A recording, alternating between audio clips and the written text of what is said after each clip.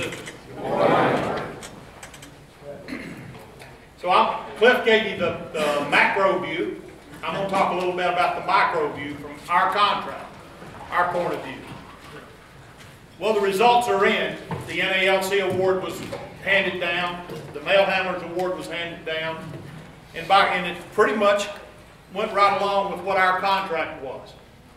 We were forced a couple of years ago in 2010 and late 2010 and during negotiations and early 2011 whether to put our hands in our lives, our future in the hands of an arbitrator, or whether we try to reach an agreement on the monetary portions, which have been followed by the other two unions almost to the letter, and try to negotiate some language that would put us in a position so that we might exist into the future.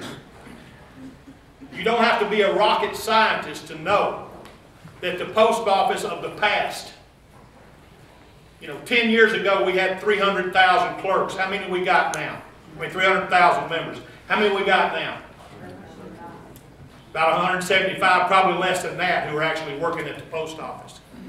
So that you can't have the same kind of business, the same kind of union when you're less than half the strength you were. The jobs that were going to be around where it was very easy to carve out 5 by 8 hours for full-time jobs. In the future, that's going to change even more than it has in the past. We're just now beginning to see that change. We go to 5-day delivery. I think that's inevitable.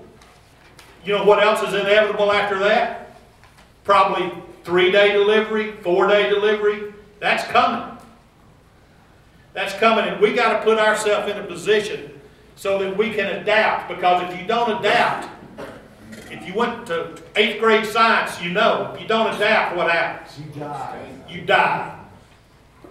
So if you can't create a 40-hour duty assignment and that's all you've got available and there's only 30 hours, you think a country's going to exist, a company is going to exist to pay you for 10 hours when there ain't no work for you to do? It cannot happen. Congress oversight would not happen.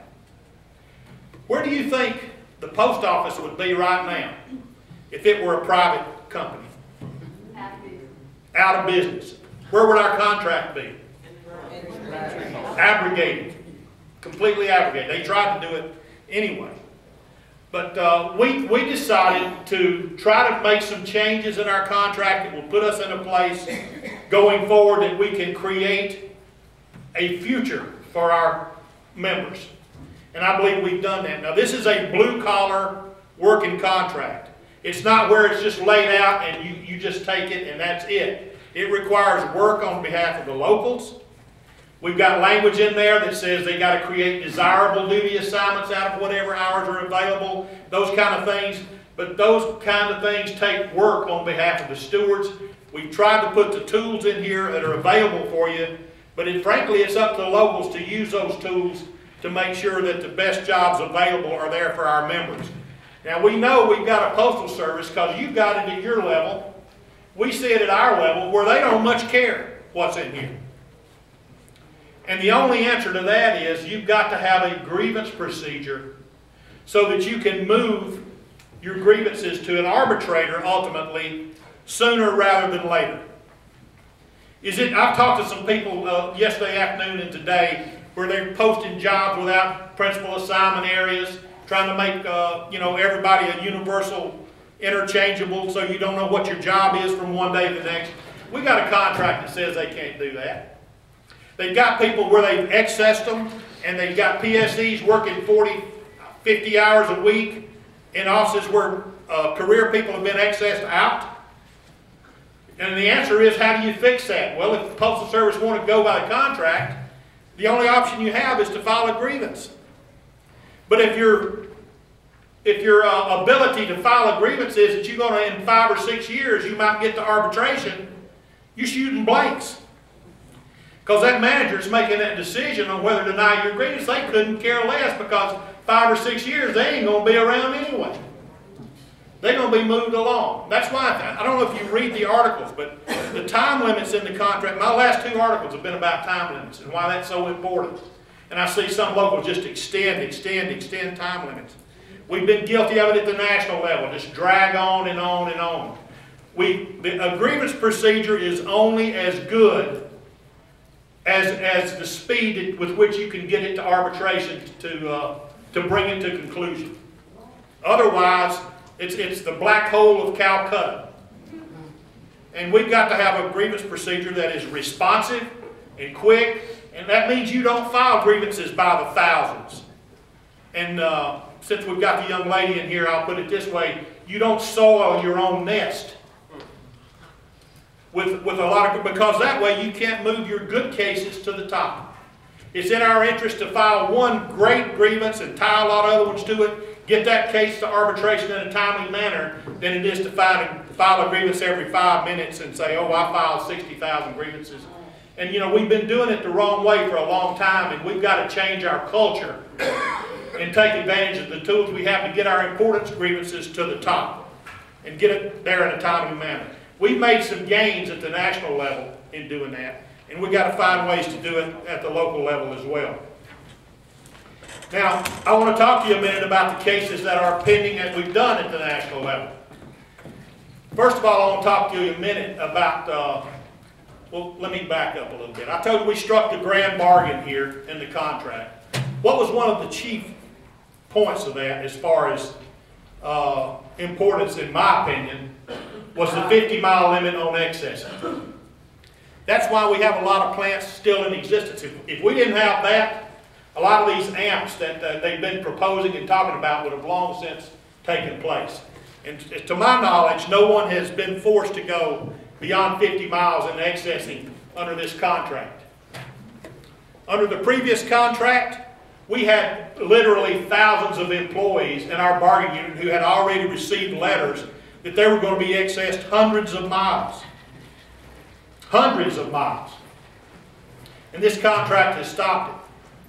Now the Postal Service, and there are lots of other examples of things in the contract, but the Postal Service got buyer's remorse.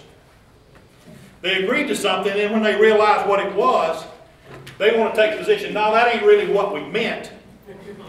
And we have to go back and get from an arbitrator the language, the bargain that we struck for. They got nearly $4 billion in savings out of this contract on wages and different things like that, and we got language. And we got to go back to an arbitrator and give us the language that we got in exchange for our bargain. And what they're counting on is that an arbitrator not having the intestinal fortitude to give us what we bargained for, because the Postal Service is in such dire financial straits. And that's a battle we constantly fight. And a good example of that is in the 1-6 small office situation. You know, we tried to fix that. We've had an ongoing struggle. Many of you, Bruce, have been in the battle. Dennis, you took care of it. Everybody representing the small offices where the postmasters and all have been doing our work for years. We tried to put a point on that, something that would be enforceable rather than having a moving target. We were successful in doing that. And the language that was critical in that whole thing, in my opinion, is this language. And it talks about, it puts limits, 15-hour limits in level 15 and 16, 18-hour limits on how much they can work in level 18s. But critical to that is how you count those hours, right? It's good, one thing to say so many hours, but you've got to put in there how you count the hours.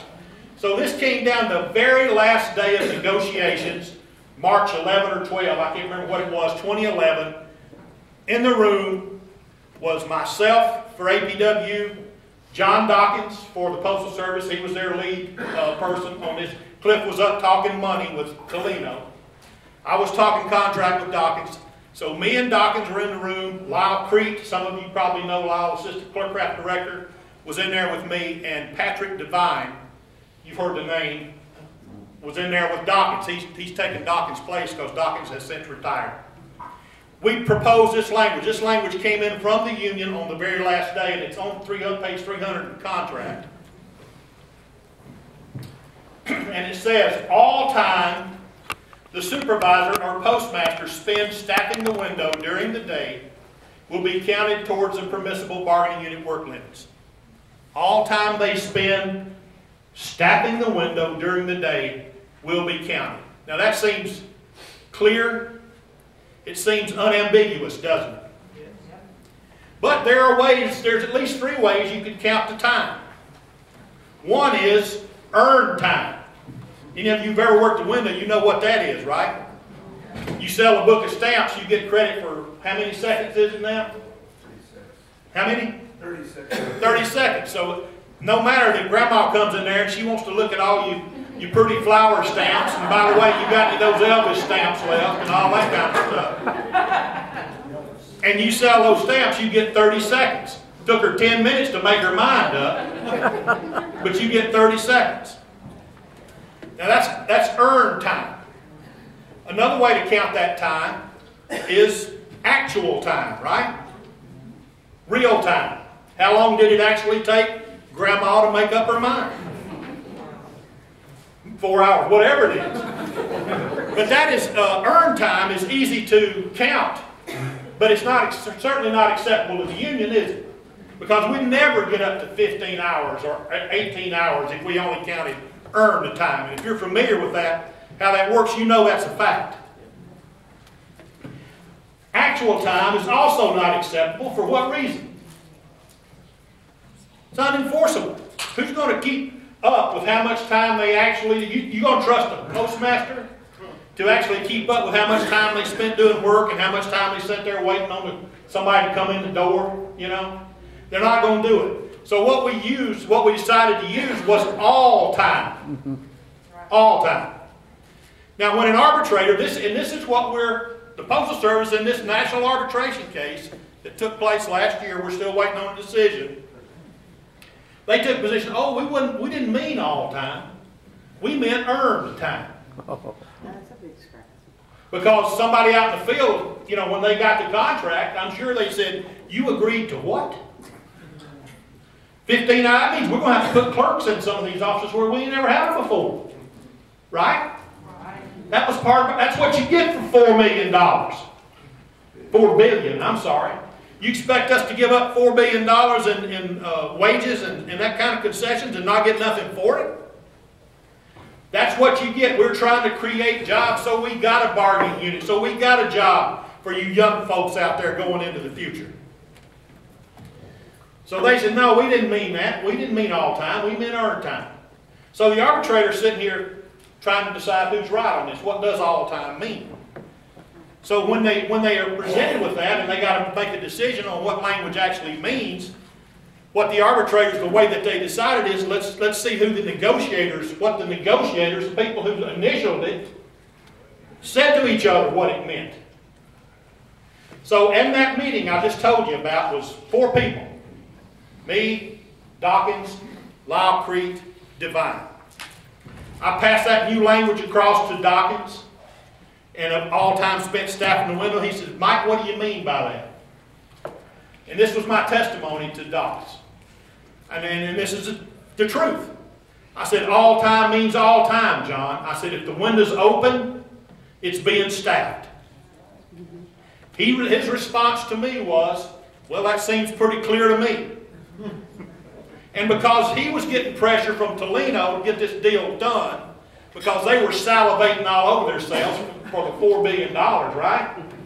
He's got pressure to get, he said, okay, that seems pretty clear to me. We initialed off.